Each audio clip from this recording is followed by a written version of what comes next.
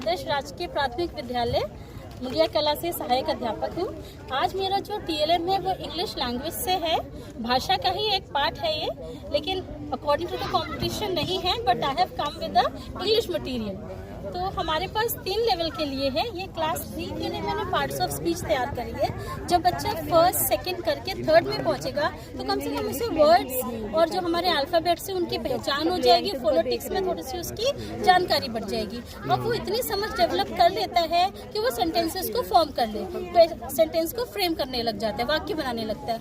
अब किसी भी अशुद्ध वाक्य में हमारा कोई मीनिंग निकल के नहीं आता है। तो इंग्लिश के लिए एक अच्छा कंस्ट्रक्टिव सेंटेंस के लिए हमें कुछ वर्ड्स की ज़रूरत होती है, कुछ हमारे सेगमेंट्स होते हैं जिन्हें हमें यूज़ करना चाहिए to form a proper sentence. वो हमारे इमोशंस को भी शो करता है, हमारे एक्सप्रेशन और स्पीकिंग को शो करता है और हमारे राइटिंग स्किल को भी डेवलप करता है, जिन्हें हम बोलते हैं parts of speech. Parts of speech very important factor of writing a sentence and to speak in a good English grammar. So very first thing हमारा आता है नाउन, जिसे हम बोलते हैं संज्ञा। ये किसी भी व्यक्ति विशेष का नाम कुछ भी हो सकता है, नाम है, जगह का नाम है, तो हम सब इससे अच्छी तरह से परिचित हैं कि संज्ञा क्या होती है। Next we have a pronoun. Pronoun stands instead of a noun. हम हर जगह नाम लेकर संबोधित नहीं करते हैं, तो उसको हमें शॉर्ट फॉर्म करने के लिए हम प्रोनाउंस का यूज करते हैं। Stands for pronoun. Next we have a verb. Verb tells the action of a noun or a pronoun. It is the activity और a क्रिया जिसे हम बोलते हैं हिंदी में, जो नाउन या प्रोनाउन परफॉर्म करता है। Next we have a adverb. Adverb mainly हमारा क्वालिफाई करता है वर्ब को, जो हमारा एक्शन हो रहा है उसकी क्या गति है, उसकी क्या जगह है, वो क्वालिफाई हमारा एडवर्ब करता है। Next we have an adjectives. Adjective is a very important thing. It qualifies noun और a pronoun. It tells the quality of a noun और अ प्रोनाउन को डिस्क्राइब करता है बहुत अच्छे से।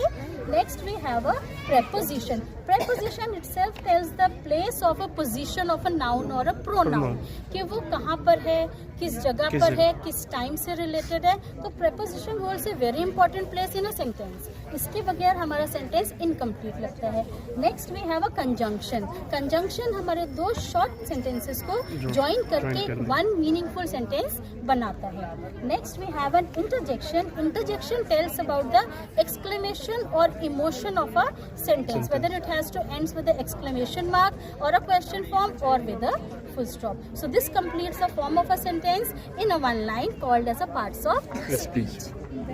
क्लास 1 और 2 के बच्चे जब क्लास में आते हैं तो अपना परिवेश, अपना घर छोड़ के आते हैं एक टीचर के पास। वहाँ पर उन्हें बताया जाता है बेटा आपको कुछ इंग्लिश में भी सीखना है। अब हिंदी तो थोड़ा उनसे जुड़ा हुआ होता है, लेकिन एक थोड़ा सा हॉरर हो जाता है, तो उसको थोड़ा सा कंफर्टेबल बनाने के लिए, एंटरटेनिंग बनाने के लिए हमने यहाँ पर एक फॉर्मेशन ऑफ सेंटेंस लिया है।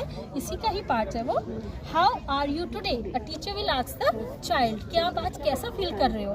तो बच्चा आंसर करेगा आई एम। इधर तो वो हैप्पी होगा, या वो सैड होगा, या वो एंग्री होगा, घर से उसे जबरदस्ती भेज दिया गया है, या वो सिक होगा, या वो किसी बात को लेकर बहुत ज्यादा शॉक्ड या अचंभित होगा, या फिर बहुत ज्यादा स्लीपी होगा, उसका मन नहीं था और उसको भेजा गया है।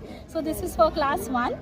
Here next we have one more important, very important topic of FLN, that is 5-finger rule for the library. ये हम लोग ने जब सीखा, मुझे लगा ये मेरे को इम्पार्ट करना चाहिए to my all the teachers out here and to the children in the school. तो इसका हमें जो है कई लोगों को जानकारी नहीं, मुझे भी नहीं थी, लेकिन जब मुझे पता चला मुझे लगा I should impart it with everybody. 5-finger rule is a very important and very simple way to know कि हम अपनी रीडिंग में कहाँ स्टैंड करते हैं। व्हाट टू डू, हमें करना क्या है वहाँ पर? सबसे पहले लाइब्रेरी में जाकर हमें पिक अ बुक, हमें एक बुक लेनी है। Open the book on any page, कोई भी आप एक पेज ओपन कर लीजिए, एक पैराग्राफ सिलेक्ट कर लीजिए। सिलेक्शन के बाद जब हम उस पैराग्राफ को रीड करेंगे, जैसे जैसे हम रीड करेंगे, अगर कोई सेंटेंस या वर्ड हमसे नहीं पढ़ा जा रहा है तो हम अपनी 1 फिंगर उठा लेंगे। Put 1 finger up for each word you don't know. जो हमें नहीं मालूम है उस पर हम अपनी 1 फिंगर उठाएंगे।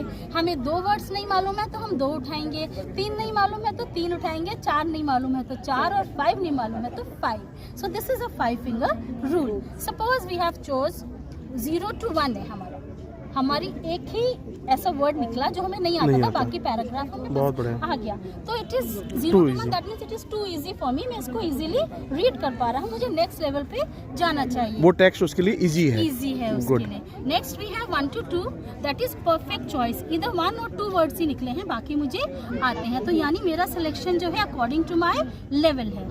Next we have 3 and 4, that is give it a try, कि एटलीस्ट एक ट्राई लेके देखता हूँ, क्या पता मैं इसे पढ़ पाऊँ थोड़ी कोशिश करके। तो मेरे 3 या 4 वर्ड्स ही निकले हैं जो मुझे नहीं आते थे। Suppose it is 5+, that means this text और this context is very difficult for me. मुझे अभी अपना थोड़ा लेवल डाउन करके रखना है और मुझे उसे अच्छे से रिवाइज करके करना है।